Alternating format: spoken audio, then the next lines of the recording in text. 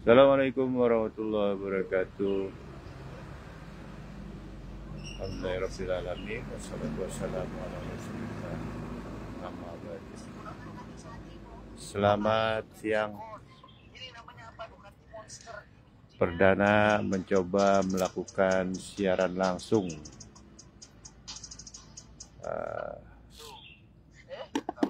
untuk ngobrol-ngobrol ringan,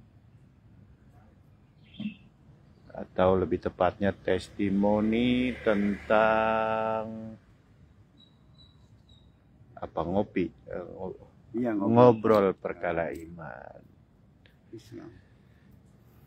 Ya, ngobrol perkara iman atau Islam.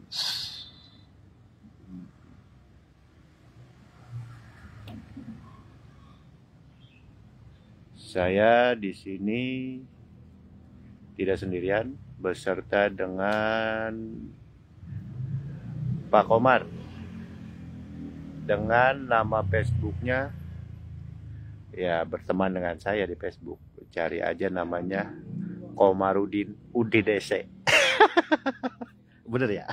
Komarudin Udinese. Iya, Udinese itu bukannya kota di Italia. Satu lagi Bang Muhammad Amin. Beliau nah panjangnya kayaknya Amin Rais kayaknya. Aku sih ditonton orang. Iya, ditonton orang, kenapa emang? Mantap. Ya live ini ditonton ya sama seluruh makhluk. Tak kasat mata juga pada nonton kayaknya nih.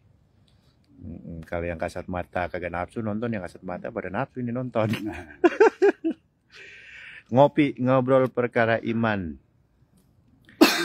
Ya mohon maaf apabila kami yang pertama ini karena perdana, jadi untuk persiapannya fasilitas seperti tripod atau apa ini hanya dipegang saja. Jadi Mama sih Gitu. Ya. Untuk kajian tema yang kita angkat apa ini? Berkaitan dengan rukun iman kah, rukun Islam kah, atau berkaitan dengan metodologi dalam beragama. Dan samping itu pula apakah ada bahasan-bahasan lain tergantung temanya. Gimana ya? Adapun tema saya belum kepikiran untuk judul ya. Tapi ya itu ngopi, ngobrol perkara iman atau Islam ya, atau ihsan. Oke, begini dulu. Kita ngobrol perkara Islam dulu. Ya. Islam. Maaf ya pemirsa kalau agak-agak ini maklum. Arti bahasa adalah tunduk, ya kan? Tunduk dan pasrah, tak berserah diri. Islam itu adalah agama, dan agama berasal dari bahasa Sangkerta ya, Sangkerta, yang artinya A adalah tidak, gama kacau. Jadi saya juga baru tahu pemirsa tuh. Jadi arti keseluruhan adalah agama itu adalah tidak kacau. Supaya tidak kacau. Berawal dari agama saya sendiri. Saya merasa Islam. Baru merasa Islam, Bapak Ibu, saudara sekalian. Nah, yang mana agama yang saya anut adalah agama keturunan orang tua. Mungkin saya lahir di dunia ini dilahirkan oleh sosok seorang ibu yang kebetulan beragama Islam. Otomatis saya pun anaknya juga mengikuti agama orang tua, yaitu agama Islam. Nah, dalam konteks beragama Islam, saya juga belum paham masalah rukun, syarat-syarat yang tepat dan benar. Saya hanya belajar lewat buku-buku atau kitab-kitab yang menyatakan bahwa keislaman seseorang itu harus ada rukun syarat dan metodologinya. Dan rukun syarat yang pertama adalah dalam beragama Islam adalah bersahadat. Nah, bersahadat yang pernah saya lakukan adalah berkata tanpa bersaksi. Nah, saya juga bingung tuh. Kebanyakan orang berpendapat pada seluruh manusia di dunia bahwa bersahadat itu adalah mengucap. Ya benar, saya juga pernah mengucap, dan mengucap saya juga tanpa ada yang disaksikan dan yang menyaksikan. Jadi secara ucapan yang pernah saya lakukan syahadat, ya paling tidak saya lakukan sholat dalam 5 waktu yang saya ucap saat saya rukun rukun tahiyat, rukun sholat ya, tahiyat awal dan tahiyat akhir. Itu saja pengucapan saya dalam bersahadat tanpa saya saksikan itu dalam sholat. Dan sahadat yang lainnya saya pernah ucapkan juga di suatu pernikahan saya dan acara seremonial lain. Nah, sahadat secara perspektif akal saya, ya kan, ketika itu adalah bersaksi. Ya, cuman keburu saya sudah terpengaruh mungkin dogma dari orang tua, dari ustadz-ustadz yang saya dengar adalah bersahadat cukup mengucapkan, sedangkan itu perintah ya, kata kerja ya, fi'il mudhari. Jadi sedang bersaksi. Jadi saya tidak sesuai dengan apa kata perintah tersebut. Saya cuma hanya ketika ada perintah untuk bersahadat, lantas saya perintahkan lagi untuk bersahadat, kan bingung. Jadi saya cuma mengulang-ulang kata perintah tanpa ada yang saya jalankan atau diperintahkan untuk bersaksi. Antara saksi otomatis kan ada pengertian menyaksikan dan disaksikan. Ada yang disaksikan. Ya. Menyaksikan apa yang disaksikan. Nah, gitu ya. yang disaksikan. Nah, selama ini kan Islam menyuruh kita untuk menyaksikan. Nah, berkaitan dengan syahadat, asyhadu alla ilaha illallah, aku bersaksi tiada Tuhan selain Allah. Oh, jelas, benar itu, ya kan, bahwa tiada sesuatu selain Allah. Nah, konteks bersahadat otomatis menyaksikan Allah. Wah, udah nggak mungkin saya itu bisa menyaksikan Allah, karena Allah itu menurut kitab Al-Quran adalah sosok zat yang laisa kamitslihi syai'un, yang mana tidak bisa tergambar, tidak bisa terdefinisi, dan tidak terurai lah, mungkin gitu. Tidak terbayangkan. Tidak berbayangkan pula. Nah, setelah sahadat dengan Allah saya belum ngerti tentang. Nah, sambungannya adalah wa asyhadu anna Muhammadar Rasulullah, dan aku bersaksi bahwa Muhammad Rasul Allah. Hanya pemahaman situ aja, segitu aja yang saya dapat. Nah, saya juga mengulik, selama ini saya gagal dalam bersahadat. Saya cari tahu, saya tanya-tanya ke ulama dunia, ya nggak puas jawabannya. Ya bersahadat, ya berkata itu sendiri tanpa menyaksikan, kan kontradiksi antara disuruh diperintah untuk menyaksikan dan berkata. Lantas saya juga mencari-cari juga berkaitan dengan agama pula juga. Dan ahli tasawuf yang populer ya kan mengatakan awaludin ma'rifatullah, awal beragama adalah mengenal Allah. Jadi tidak jauh tuh antara bersahadat menyaksikan dan mengenal Allah. Nah, kaitannya dengan mengenal Allah adalah rangkaiannya ketemu lantas kenal. Dan sampai saat ini saya belum ketemu. Kembali lagi wa asyhadu anna Muhammadar Rasulullah yang saya kaitkan itu untuk bersaksi dalam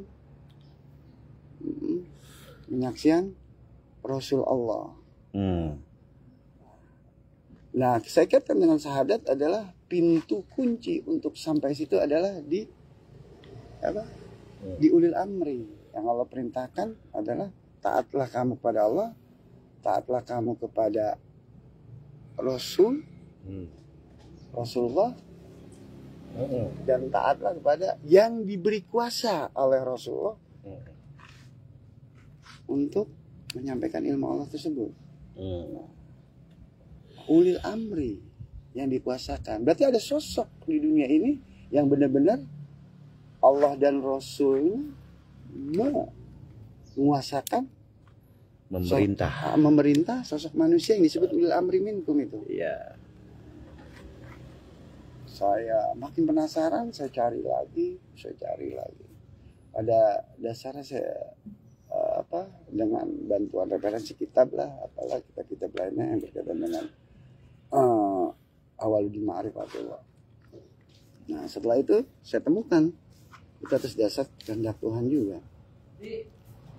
Yang mana ketika saya sudah menemukan ulil amri minkum, itu pun ada rangkaian lagi. Yang mana saya untuk gimana caranya bisa sampai ketemu dan kenal sama ulil amri minkum tersebut. Ya, dalam tahap pencarian saya coba untuk cari-cari dan pada akhirnya Allah sendiri saya ketemu. Saya datangi, saya menghadap. Secara baru saya, mungkin saya sudah ketemu dan kenal. Itu pun hanya sebatas ketemu dan kenal.